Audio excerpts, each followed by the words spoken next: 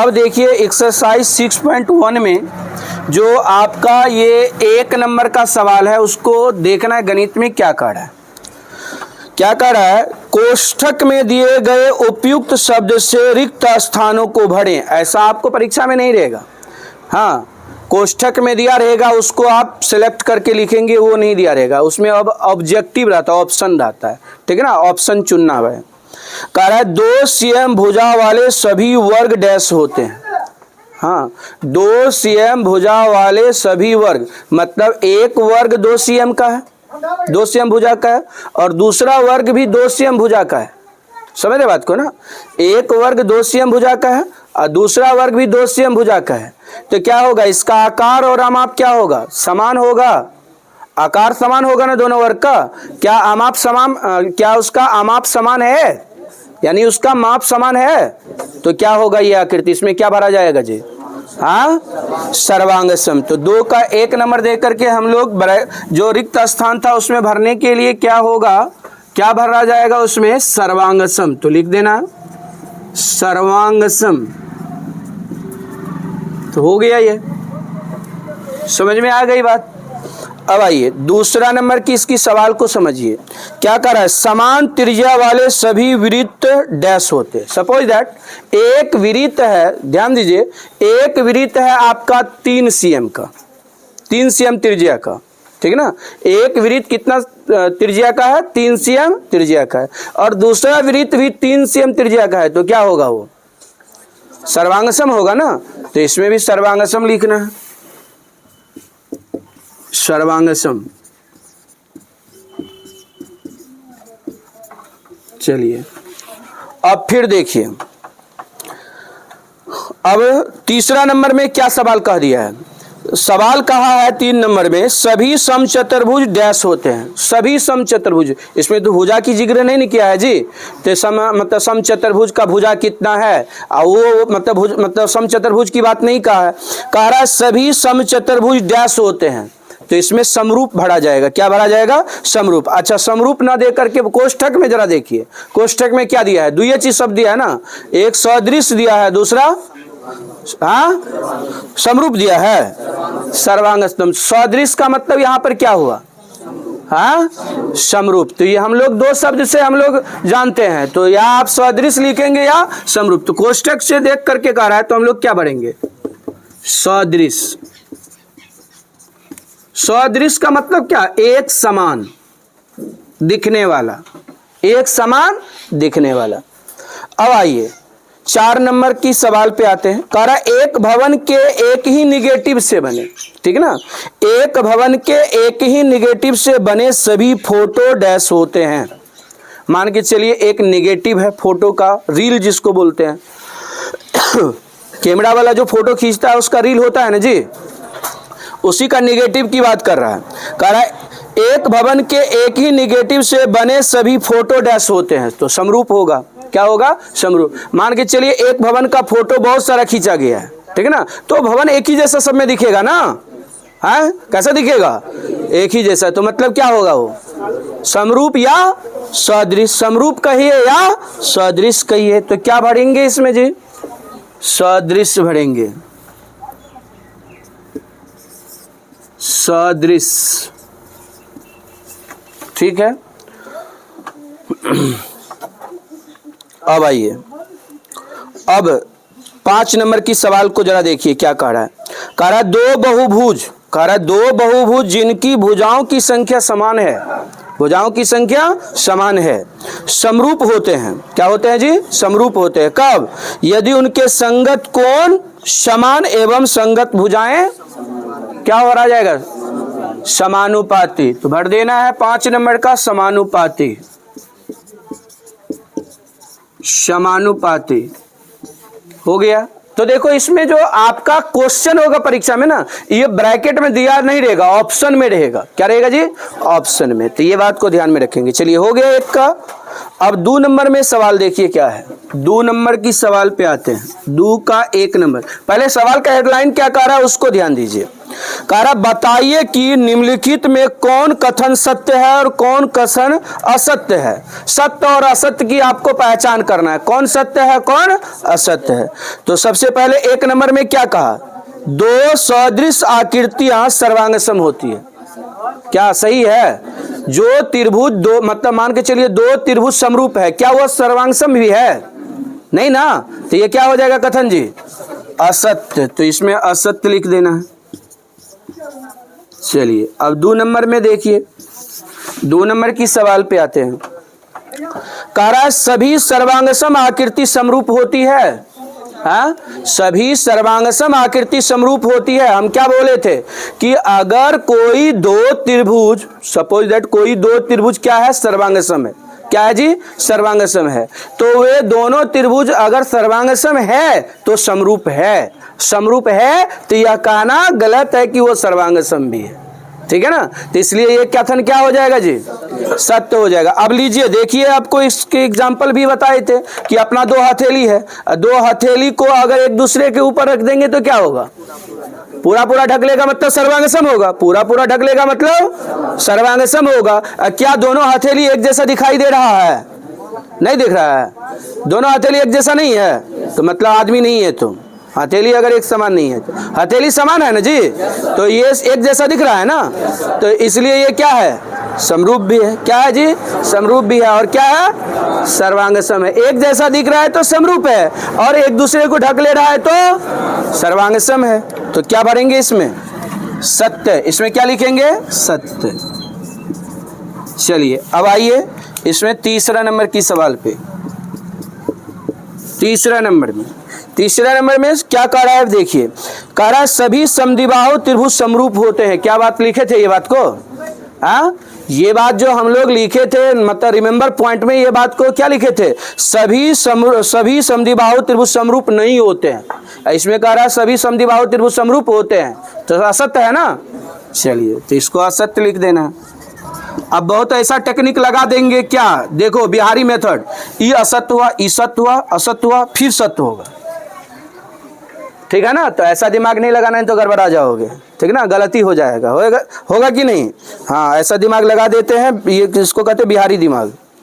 चलिए उसके बाद कितना नंबर जी, 4 नंबर। कह रहा सभी समकोण त्रिभुज समरूप होते हैं। सभी समकोण त्रिभुज समरूप होते हैं। एक छोटा समकोण त्रिभुज बनाइए, एक बड़ा समकोण त्रिभुज बनाइए। क्या आप देख रहे हैं कि आकार उसका एक जैसा है ना, आमाप समान हो या ना हो उससे कोई फर्क नहीं पड़ता है। समरूप में आकार एक समान होना चाहिए, आमाप समान हो या ना हो, भुजा कितना किसका है उससे कोई लेना देना नहीं है। आकार एक जैसा होना चाहिए तो क्या होगा, समरूप होगा। तो सही कथन है कि गलत कथन है, तो सही है। तो इसके लिए क्या लिख देंगे, सत्य लिख देंगे।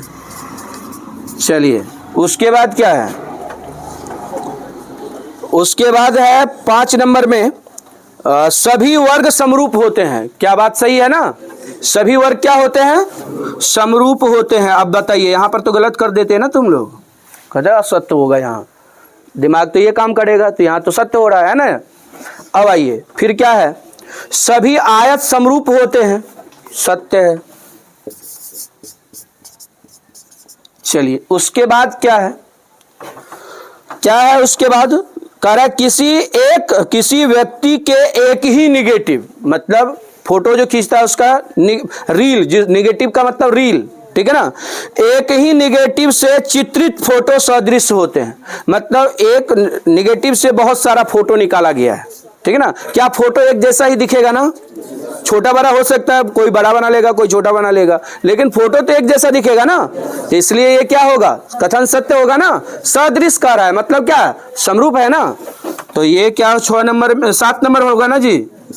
7 नंबर में क्या होगा, कितना 7 नंबर होगा, तो 7 नंबर में क्या होगा आपका, सत्य हो जाएगा। चलिए 7 नंबर हो गया। उसके बाद क्या है, 8 नंबर में क्या कह रहा है, कह रहा है एक ही व्यक्ति के 2 फोटो। अब ध्यान दीजिए यहां पर, ठीक है ना, कह रहा है एक ही व्यक्ति के 2 फोटो, एक 5 वर्ष की उम्र में और एक दूसरा 50 वर्ष की उम्र में सदृश होते हैं। क्या बात सही है, हाँ सही है। मान के चलो तुम जो 5 वर्ष का था वहां का फोटो देखो, और अब मान के चलो तुम्हारा उम्र मान के चलो 15-16 साल हो गया, 15 साल 14 साल 13 साल ऐसे हो गया। अब का फोटो देखो, क्या एक जैसा दिख रहा है तुम? क्या चेंजेज हुआ ना? तो इसलिए समरूप होगा, तो ये क्या हो जाएगा जी? असत्य हो जाएगा। तो यहां लिख देना असत्य। 8 नंबर का इसमें असत्य हो जाएगा। चलिए उसके बाद अब आइए 3 नंबर की सवाल पे, ठीक है ना। 3 नंबर की सवाल पे आते हैं। कारण निम्नलिखित के 2 उदाहरण दे। आपको पहले भी जब थ्योरी बता रहे थे वहां भी समझाए थे कि आपको उदाहरण पूछ सकता है सवाल में। कारण निम्नलिखित के 2 उदाहरण दे। पहला कार्य सर्वांग सम आकृति का। देखो लिखने जो लिखना लिख रहा है ना, बहुत मार मारेंगे, समझने पर ध्यान दो, ठीक है ना। कारण निम्नलिखित के 2 उदाहरण दे। बहुत बच्चे इसमें ऐसा है कि बस वो बोर्ड पर से देखा है, लिख दिया, बस हो गया पढ़ाई, ठीक है ना। तो ऐसे विद्यार्थी को बहुत मार मारेंगे। कार्य क्या 1-3 नंबर में निम्नलिखित के 2 उदाहरण दे। पहला क्या करा? सर्वांगसम आकृति। सर्वांगसम आकृति का 2 उदाहरण देना है। अब मान के चलिए सर्वांगसम आकृति का 2 उदाहरण देना है, तो 2 उदाहरण क्या देंगे? तो एक आप 2 त्रिभुज को ले लेंगे, एक त्रिभुज एबीसी है और एक त्रिभुज पीक्यूआर। दोनों का आप ध्यान रखेंगे आकार और amaप समान रखेंगे। आकार और amaप क्या रखेंगे? समान रखेंगे। फिर 2 वृत्त ले लेंगे, ठीक है ना। 2 वृत्त ले लेंगे, दोनों का आकार क्या रखेंगे? समान रखेंगे। 2 क्या हो जाएगा जी? सर्वांगसम हो जाएगा ना। तो चलिए 2 उदाहरण मांग रहा है। तो 1 नंबर में हम लोग देखेंगे सर्वांगसम आकृति के उदाहरण।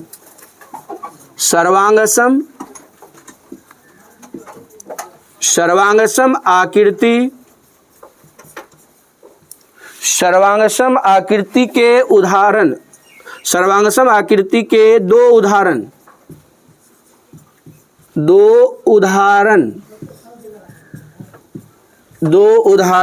तो 2 उदाहरण में हम लोग ये पहले लिखेंगे।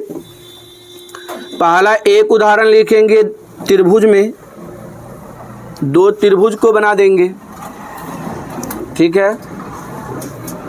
2 त्रिभुज को बना देंगे समान आकार का, एगो बड़ा एगो छोटा नहीं होना चाहिए, आपको दिखाई में भी एक जैसा दिखना चाहिए। ABC और एक त्रिभुज बना देंगे PQR, ठीक है। और इसमें आप सपोज दैट इसमें आपका कोण सपोज दैट ये 60 डिग्री लिख देना है। ये आपको लिख देना है 7 cm लिख देना है, या 5 cm ही लिख देते हैं, ठीक है। और ये लिख देते हैं 8 cm, और इसमें ये लिख देते हैं 5 cm, और ये लिख देते हैं 8 cm, और यहाँ पर लिख देते हैं कितना डिग्री? तो 60 डिग्री। क्या समझ में आई बात? कि संगत भुजा क्या है? समान है। संगत भुजा क्या है? समान है। संगत भुजा AB PQ के बराबर है, चूंकि ये भी 5 है और ये भी 5 है। उसके बाद AC किसके बराबर? PR के बराबर। क्यों? क्योंकि AC भी 8 cm है और PR भी 8 cm है। और यहाँ पर कोण 60 डिग्री है और यहाँ भी 60 डिग्री है। तो संगत कोण बराबर है और संगत भुजा बराबर है। संगत कोण बराबर है और संगत भुजा बराबर है, तो दोनों आकृति क्या होगा? सर्वांगसम होगा ना। चलिए तो एक उदाहरण ये हो गया। अब दूसरा उदाहरण के लिए आप वृत्त बना लीजिए, ठीक है। एक वृत्त ये बना लीजिए। मान के चलिए ये वृत्त है सपोज दैट 5 cm का। कितना cm? 5 cm। फिर एक वृत्त बना देना है, ठीक है। एक वृत्त यहाँ बना देना है, यह भी 5 cm का ही है। हाँ, दोनों समान वृत्त बना देना है 5 cm का। तो ये दोनों उदाहरण क्या हो गए? 2 उदाहरण हो गया ना सर्वांगसम आकृति का। तो चलिए, तो ये आपका आंसर ही हो गया। 2 नंबर पे आते हैं। 2 नंबर में क्या कह रहा है? कह रहा है सदृश आकृति जो सर्वांगसम नहीं है। सदृश आकृति जो सर्वांगसम नहीं है उसका उदाहरण देने के लिए कह रहा है। सदृश आकृति जो सर्वांगसम नहीं है उसका उदाहरण पूछ रहा है। मतलब समरूप है लेकिन सर्वांगसम नहीं है, ऐसा आकृति का उदाहरण कह रहा है देने के लिए। तो मान के चलिए अब हम लोग क्या बना लेते हैं? एक छोटा त्रिभुज बना लेते हैं, ठीक है। एक छोटा त्रिभुज बना लेते हैं, एक बड़ा त्रिभुज बना लेते हैं, ठीक है। एक बड़ा त्रिभुज बना लेते हैं। तो यहाँ पर सबसे पहले नोट कर लेना है सदृश आकृति। सदृश आकृति जो सर्वांगसम नहीं है, ये नोट कर देना है। उसका उदाहरण दे रहे हैं। तो एक त्रिभुज मान के चलो हम पी मतलब ABC लिख देते हैं और यहाँ पर PQR लिख देते हैं, PQR, ठीक है। और ये एक उदाहरण हो जाएगा। और यहाँ पर लिख देंगे सपोज दैट 3 cm, ये लिख देंगे 4 cm, ठीक है। और यहाँ पर लिख देंगे मान के चलिए कि ये हो गया आपका 6 cm, ठीक है। अब यहाँ पर ये लिख देंगे 6 cm और ये लिख देंगे 8 cm और ये लिख देंगे 12 cm, ठीक है ना। इसका अनुपात समान होगा, समान अनुपात में होगा। इन दोनों त्रिभुज का संगत भुजा समानुपाती होगा। इन दोनों त्रिभुज का संगत भुजा क्या होगा? समानुपाती होगा, ठीक है ना। तो ये दोनों त्रिभुज मतलब जो है समरूप होगा। क्या होगा? समरूप होगा, लेकिन सर्वांगसम नहीं होगा, सर्वांगसम नहीं होगा। तो एक उदाहरण हुआ ये, और एक और उदाहरण देना है, एक और उदाहरण देना है। तो एक और उदाहरण यहाँ पर हम दे रहे हैं। ये पहला उदाहरण हुआ। दूसरा उदाहरण में हम क्या करेंगे? एक छोटा वृत्त ले लेंगे, एक छोटा वृत्त ले लेंगे और एक बड़ा वृत्त ले लेंगे, ठीक है। एक छोटा वृत्त ले लेंगे और एक बड़ा वृत्त ले लेंगे, ठीक है। एक छोटा वृत्त ले लेंगे और एक बड़ा वृत्त ले लेंगे। इसकी मान के चलो त्रिज्या दे देते हैं 3 cm और इसका 5 cm।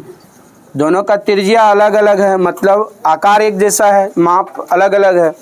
तो ये दोनों आकृति समरूप तो है लेकिन सर्वांगसम नहीं है, ठीक है। तो ये उदाहरण हो गया।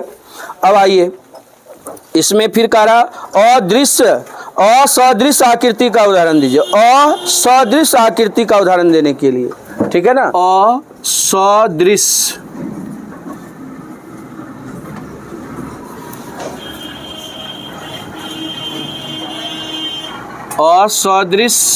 आकृति,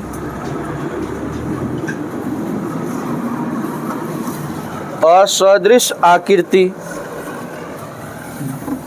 आकृतियां हैं तो आकृतियां लिख देना है, इसका उदाहरण देना है। अब देखिए इसके लिए उदाहरण क्या लेना है। सबसे पहले ये देखिए, एक त्रिभुज ऐसे बना देना है, एक त्रिभुज ऐसे बना देना है। इस त्रिभुज का नाम क्या होगा? इस त्रिभुज का नाम सपोज दैट समद्विबाहु त्रिभुज होगा, सपोज दैट मान लो। और एक समकोण त्रिभुज बना देंगे। दोनों त्रिभुज है लेकिन दोनों त्रिभुज अलग अलग है ना जी। तो इसलिए ये दोनों आकृति सदृश होगा। क्या ये क्या होगा? असदृश होगा, असदृश होगा, क्योंकि एक समकोण त्रिभुज है, एक आपको क्या है, आपका सपोज दैट क्या है, समद्विबाहु त्रिभुज है। क्या है? समद्विबाहु त्रिभुज है। तो दोनों आकृति क्या हो जाएगा? असदृश, ठीक है। एक और उदाहरण देना है, एक और उदाहरण देना है ना। अब मान के चलिए एक आप बना दीजिए आयत, ठीक है। आयत बना दीजिए, ये रहा आयत। और एक बना देना है समांतर चतुर्भुज, एक बना देना है समांतर चतुर्भुज, ठीक है ना। समांतर चतुर्भुज, ये समांतर चतुर्भुज बना देना है। तो ये आपका नाम यहाँ लिख देना ABCD, यहाँ पर लिख देना PQRS। ये दोनों आपका असदृश आकृति हो गया, असदृश आकृति हो गया। चलिए अच्छा, आकृति किताब में है, छोड़ दो ना, आकृति तो किताब में है ही ना। अब यहाँ पर क्या कर रहा है? एकदम 1 मार्क का क्वेश्चन है, उसमें तो कोई ना थोड़ी है उतना लिखना पढ़ना है। कह रहा देखो 4 नंबर में कह रहा बताएं कि निम्नलिखित समकोण त्रिभुज समरूप है या नहीं, समरूप है या नहीं। अब देखिए, तो अगर 8/4 करेंगे तो कितना होगा? 2 होगा ना। अगर 10/5 करेंगे तो 2 होगा ना। चित्र को देखो अपना, 8/4 करेंगे 2 आएगा, 10/5 करेंगे 2 आएगा, 6/3 करेंगे तो भी क्या होगा? 2 आएगा। तो मतलब त्रिभुज की जो 2 त्रिभुज दिया है, समकोण त्रिभुज, उनके संगत भुजा समानुपाती हो जा रहा है ना। अगर कोई 2 त्रिभुज का संगत भुजा समानुपाती हो जा रहा है तो अनिश्चित रूप से समरूप है। समझे बात को ना। तो ये पूछ रहा है समरूप है या नहीं, तो क्या आंसर होगा? है। तो किसके लिए क्या लिखेंगे? हाँ, चलिए उसके बाद 5 नंबर में देखिए, 5 नंबर, इसमें एक को सवाल है बस 4 का।